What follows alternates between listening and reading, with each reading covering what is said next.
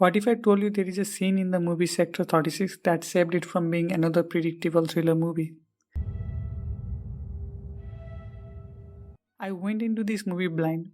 I just saw it on thumbnail a few reviewers that I follow and I decided to watch it. At first it felt like a typical thriller where we follow the cat and mouse game between a psychopathic killer and a corrupt but redeemed policeman, just like in any other TV shows and movies. And for a while it was exactly that. I kept thinking, oh, it's just another predictable thriller. But there was a point in the movie where my views completely changed. And that's when Ram, the policeman, interrogates the cannibal Prem.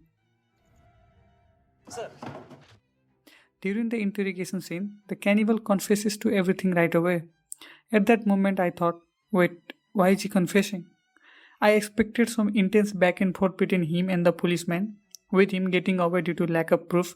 Then, in the end, he is either shot or something dramatic like that. But none of that happened. He even gave up the crime scene and helped the policeman dig up the body. I kept wondering, why is he doing this? Sure, he said his master would protect him, but even the dumbest criminal would know that leading the police to a crime scene only you know about and blatantly admitting to killing all those kids is not smart. Until this point in the movie, as I said, I found the movie predictable.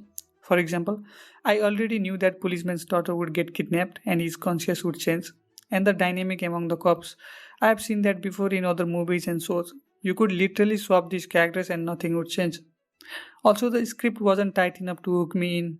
I almost paused the movie at one point. So, what I'm trying to say is, up until the interrogation scene, the movie does not stand out. But after that, I started to understand what the film was really trying to convey. The movie isn't really about the cop or the criminal. The true villain is the system, the inevitability of the system, the Inevitability. of the system, how your class and status ultimately determines your fate. You can even pick up on this theory from a scene at the beginning where Ram says, no matter how strong a cockroach is, it always dies under a boot. And here, according to me, the cockroach represents ordinary people and the boot symbolizes the system. And the movie goes to extreme lengths to portray that ultimately the people running the system get their way.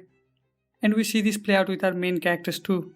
Ram thrives when he works with the system, but as his views changes and he goes against it, he gets crushed like that cockroach. Now, if we talk about the acting performances, I would say Deepak Dobriyal was amazing. I have seen him in other movies as side characters, and as the lead here, he was strong. You could see exactly what was going in his mind just by looking at his face. Even though I saw the character's moral change coming from miles away, he made it feel natural. As for Vikrant Massey's performance, I didn't find it that interesting. Prem's character had all the traits of a deranged killer, but Vikrant's portrayal lacked that unsettling energy I was expecting.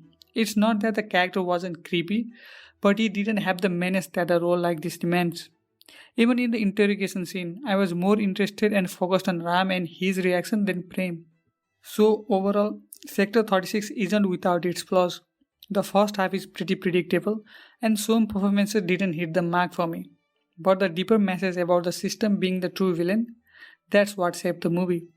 It took what could have been a typical thriller and turned it into something a lot more thought provoking. Is it a must watch? Maybe not. But if you like movies that have more going on beneath the surface, it's worth checking out.